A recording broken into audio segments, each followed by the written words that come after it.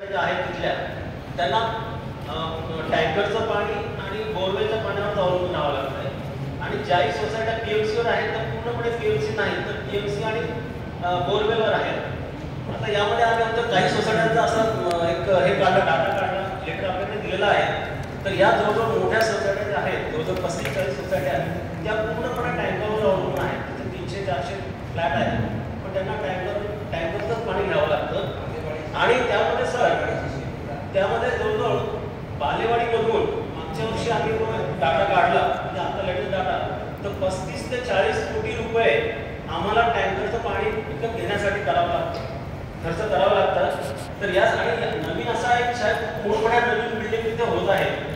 खूप मोठ्या नवीन मोठ्या बिल्डिंग आहेत ते म्हणजे आपण पेपरमध्ये पण बघितलं की हायराईज बिल्डिंग या बाहेर एक प्रत्याशी बघितला पण सर त्यांचं पाण्याचं कसं होणार आहे आणि आम्हाला पाण्याचा पुढे त्रास होणार आहे.